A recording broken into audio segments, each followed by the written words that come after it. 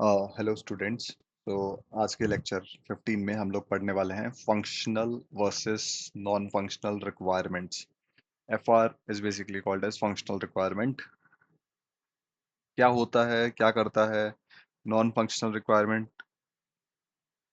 Non functional requirement, how well it does, मतलब क्या होता है और क्यों करते हैं non functional requirements. Last lecture में जैसे हमने पढ़ा था कि एसआरएस क्या होता है, सॉफ्टवेयर रिक्वायरमेंट स्पेसिफिकेशंस क्या होता है, स्पेसिफाई करती है कि सिस्टम को कैसा बनाना है, what the system should do. But not every requirement is the same kind. Her requirement जो एसआरएस को बनाने में लगती है वो सारी की सारी एक टाइप की नहीं होती, सो उसकी भी कैटेगरीज होती है। तो दो काइंड ऑफ रिक्वायरमेंट्स तो हम आज जो एसआरएस में डाली जाती है उसको पढ़ने वाले हैं आज हम लोग बेसिकली। इन शॉर्ट एसआरएस में दो रिक्वायरमेंट होती हैं, एक फंक्शनल रिक्वायरमेंट और एक नॉन फंक्शनल, तो हम उसको पढ़ने वाले हैं आज। आगे बढ़ते हैं तो बाय डेफिनेशन फंक्शनल रिक्वायरमेंट क्या होती है? Functional requirements specify all the functionalities the system must support, the output for a given input and the relationship between them. इसमें प्रॉपर बताया जाता है कि सिस्टम को क्या सपोर्ट करना है, क्या आउटपुट देना है गिवन इनपुट के लिए, और इनपुट और आउटपुट का रिलेशन। तो तीन चीजों में इसको बना सकते हैं, इनपुट आउटपुट एंड रिलेशनशिप। जैसे फॉर्म्स होते हैं, फॉर्म्स आर द हार्ट और bulk of the SRS document. Form basically input, input को लेने का कोई तरीका होता है, तो बेस्ट तरीका क्या है, फॉर्म दे दो। जैसे रजिस्ट्रेशन फॉर्म, अगर किसी को ऑनबोर्डिंग करनी है एक नए एप्लीकेशन में, तो रजिस्ट्रेशन में कुछ वो अपनी डिटेल्स डालेगा सो दैट उस यूजर को एक यूनिक आईडी मिल सके। सो उस फॉर्म को भरने के लिए जो भी डिटेल्स लगेंगी, वो फॉर्म की जो डिटेल्स होती हैं, that becomes the heart of the SRS. Each function transforms into input data to output data. तो हर फंक्शन जो होता है वो ट्रांसफॉर्म करता है इनपुट डेटा को एक आउटपुट डेटा। फंक्शन जैसे कि प्रोग्रामिंग में भी होता है, एक इनपुट और एक आउटपुट होता है उसका, हर फंक्शन का। तो सेम एक फंक्शनल रिक्वायरमेंट में एक फंक्शन होता है, वो एक सेट ऑफ इनपुट लेता है और एक आउटपुट एक्सपेक्ट करता है। Must always specify behaviour from invalid inputs. Let's say आप हर बार पॉजिटिव सिनेरियोस नहीं ले सकते। लेट्स से आपने यूजर से आपने मोबाइल नंबर मांगा किसी फील्ड पे, लेट्स से उसने नेगेटिव नंबर दे दिया, क्या एक नेगेटिव नंबर हो सकता है मोबाइल का? नहीं, वो एक इनवैलिड इनपुट होगा। तो एक फंक्शनल रिक्वायरमेंट में ये भी लिखना चाहिए कि क्या नेगेटिव इनवैलिड सिनेरियोस हैं, सो दैट उनको भी नेगेटिव टेस्ट केसेस लिखे जा सके बाय डेवलपर टीम टेस्टिंग में, सो दैट एज केसेस और सारे जो भी पॉसिबल सिनेरियोस होते हैं सारे के सारे टेस्ट किए जा सके। Often documents using UML use cases. So जैसे फंक्शनल रिक्वायरमेंट दी जाती है, तो कई बार वो फ्लोस डायग्राम होते हैं और कई बार एक यूएमएल डायग्राम होता है। तो यूएमएल डायग्राम के बेसिस पे भी, यूनिफाइड मॉडल लैंग्वेज के बेसिस पे भी कई बार बनाया जाता है। आगे हम पढ़ेंगे यूएमएल डायग्राम वगैरह सब कुछ। नेक्स्ट आता है the big picture is functional transform input to output. एक फंक्शन, आप मान लीजिए एक F1 एक फंक्शन है जो कि एक सर्च बुक है। लाइक लाइक फॉर एग्जांपल आपके पास बुक्स का भंडार है, एक लाइब्रेरी सिस्टम बना रहे हो आप, और उसमें आपको अगर कोई बुक सर्च करनी है तो एक फंक्शन है जिसका नाम है F1। अगर आप ऑथर का नाम डालो एज ए इनपुट, आउटपुट में उस ऑथर के नाम के बेसिस पे वो बुक की सारी डिटेल आ जाए। जैसे आप चेतन भगत डालिए, तो चेतन भगत की जितनी बुक्स है उसकी डिटेल आ जाए। तो ये एक फंक्शन का काम होता है। अब जैसे रिक्वायरमेंट 1 क्या आएगी टेक्स्ट बुक्स में जो लिखा हुआ है, once the user selects search, they enter a keyword, the system output details of all the books whose title or author name matches one of these। तो जो रिक्वायरमेंट आप, मैं लेमन्स वर्ड्स में आपको बता रहा हूँ या लेमन फ्लो में आपको बता रहा हूँ, वो सारी के सारी रिक्वायरमेंट्स टेक्निकल लैंग्वेज में कह लो या फिर डॉक्यूमेंट के फॉर्म में जो एसआरएस में लिखी जाती है, वो ये जार्गन होती है जिसमें फंक्शनली उसको क्या करना है, इनपुट क्या होगा, स्टेप्स क्या हैं उस प्रोसेस को रिप्रोड्यूस करने के लिए, different different type of output आ सकते हैं, और आउटपुट में भी क्या क्या आ सकता है, सारी चीजें इसमें लिखी हुई है। नेक्स्ट आता है ये how to document a functional requirement. So उसके कुछ सेक्शंस होते हैं, मेनली 3 सेक्शंस होते हैं। पहला सेक्शन है ओवरव्यू, जिसमें पर्पस और अप्रोच एंड टेक्निक्स लिखी जाती हैं। देन आता है उसके की components, very important component, input and output. Input मतलब कि क्या आएगा, क्या इनपुट दिया जाएगा और आउटपुट मतलब उसका एज अ आउटपुट निकल के क्या जाएगा, जैसे qualities, units, valid range, timing, ये सब इनपुट आउटपुट का पार्ट होगा। अब बीच में आता है प्रोसेसिंग। इनपुट और आउटपुट के बीच में जो फंक्शन होता है वो कुछ प्रोसेसिंग भी करता है, जैसे कोई एल्गोरिदम चलाते हैं या फिर जैसे रिकमेंडेशन सिस्टम, आप यूट्यूब पे कुछ भी सर्च करते हो तो उसी के रिलेटेड टू दैट हमें कुछ रिकमेंडेड कंटेंट डिस्प्ले किया जाता है। जो जो भी प्रोसेसिंग होती है based on our interest, they do recommend these things. So ये जो प्रोसेसिंग होती है that's also part of your section of a functional requirement. Now this is a 3 page structure.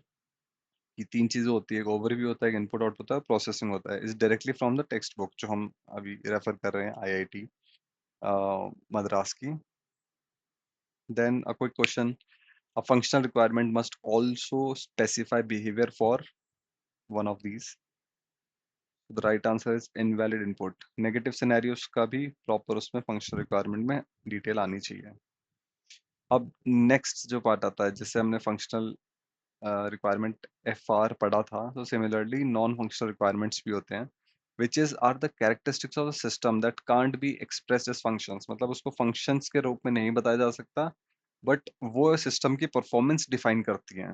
वो सिस्टम क्या करता है ये नहीं बताता, बट सिस्टम की परफॉर्मेंस कैसी होनी चाहिए वो बताता है। एग्जाम्पल के तौर पे कोई सिस्टम है जिसको मैं सिक्योर रखना चाहता हूँ, अब ये रिक्वायरमेंट में नहीं आएगा, ये नॉन फंक्शनल रिक्वायरमेंट में आएगा कि इसकी कुछ प्री डिफाइंड कैरेक्टरिस्टिक्स, मतलब इसको एक्सप्रेस फंक्शंस में नहीं किया जा सकता। कोई सिक्योरिटी ट्रू या फॉल्स नहीं हो सकती। सिक्योरिटी एक जेनरिक सब्जेक्ट है, एक डिस्क्रीट सब्जेक्ट है जिसमें बहुत सारे पैरामीटर्स आ सकते हैं। तो उस सिक्योरिटी के अंदर जो डिटेल्स होती हैं वो हम नॉन फंक्शनल रिक्वायरमेंट में लिखते हैं। या फिर फॉर एग्जांपल आपके परफॉर्मेंस बोल दी जाए कि आप चाहते हो कि जो एपीआई है वो 99% टाइम अप रहे, आपका maximum down time maximum 1-2 minutes जा सके। तो ये सारी जो चीजें होती हैं नॉन फंक्शनल रिक्वायरमेंट्स में होती हैं। Non functional requirement must be verifiable slash measurable. जैसे the system should be fast, but भाई कितना फास्ट? फास्ट तो 1 millisecond, millisecond response जो एपीआई देती है वो भी फास्ट है, और 15 मिली सेकेंड्स वो भी फास्ट है। बट डिपेंड करता है कि आप किस सिस्टम को बना रहे हो। अगर पेमेंट सिस्टम है तो वो हाईली इमीडिएट आंसर आने चाहिए। बट अगर लेट्स से आपका कोई फॉर एग्जांपल आप कोई ऐसा इंफॉर्मेशन पेज देख रहे हो, है ना, किसी कॉलेज की वेब पेज देख रहे हो जिसमें उसके फी स्ट्रक्चर दिया है, तो अगर उसमें अगर 1 सेकंड में भी रिस्पॉन्स आता है तो that is also considered as fast. तो करेक्ट नॉन फंक्शनल रिक्वायरमेंट वो होती है जिसमें रिस्पॉन्स टाइम एग्जांपल बहुत ही स्पेसिफिक लिखा हो कि दस response time should not be less than 1 second 90% of the time. तो ये करेक्ट नॉन फंक्शनल रिक्वायरमेंट हुई। It should state a measurable number not a feeling, जैसे कि ऊपर एग्जांपल में दिया। So by definition, how fast can a system produce a result must be answered with numbers. Same rule applies to all non-functional requirements. जितने भी non-functional requirements थे, maintenance, safety, portability, usability, constraints, hardware, security, इन सब के लिए ये condition true होनी चाहिए।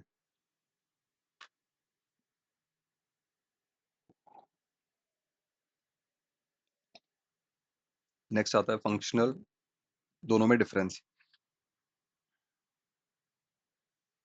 Functional में होता है आंसर देता है कि सिस्टम को क्या करना चाहिए। नॉन फंक्शनल क्या देता है answer? How well does it do, कितना अच्छे से वो कर रहा है।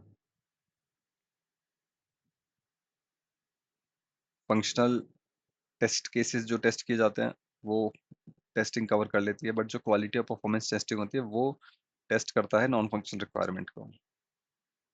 नेक्स्ट एक रियल एसआरएस अगर हम लोग पकड़ें, एक एकेडमिक एकेडमिक एडमिनिस्ट्रेशन सिस्टम अगर से आपको बनाना है, तो आप उसको डिफाइन कैसे करोगे, कैसे उसके पॉइंट्स लिखोगे?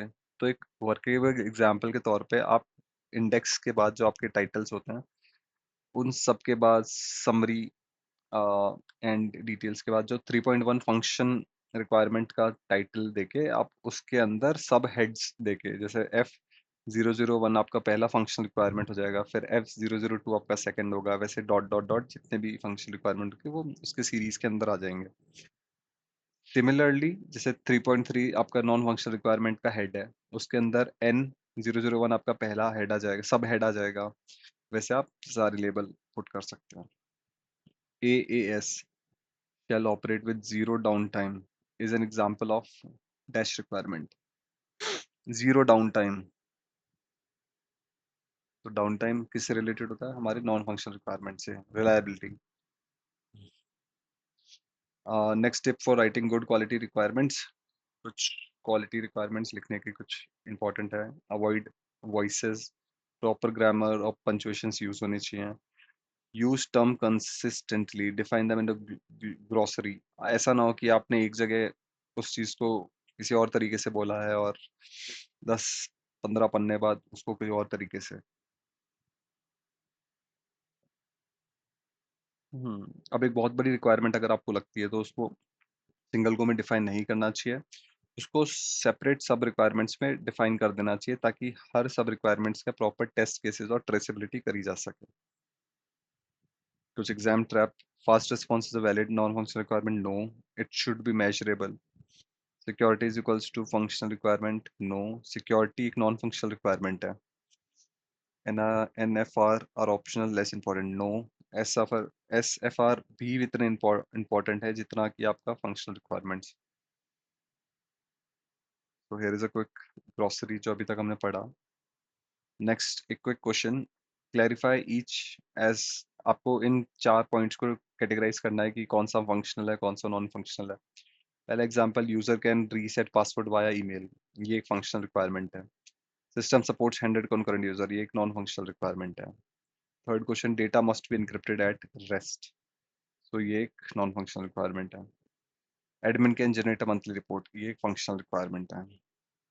तो यहाँ हमारा फंक्शनल और नॉन फंक्शनल रिक्वायरमेंट लेक्चर खत्म होता है और अगला लेक्चर जो हम लेने वाले हैं वो है स्ट्रक्चर्ड एनालिसिस टूल्स। जो एनालिसिस के बहुत सारे टूल्स होते हैं, अभी तक हमने रिक्वायरमेंट गैदरिंग सारी कर ली है, अब हम एनालाइज करेंगे, स्ट्रक्चरली एनालाइज करेंगे। तो उसके कुछ टूल्स होते हैं, जो पहला टूल हम लोग आज देखने वाले हैं नेक्स्ट लेक्चर में वो है डेटा फ्लो डायग्राम, DFD भी जिसको कहते हैं। तो see you in the next lecture, thank you so much.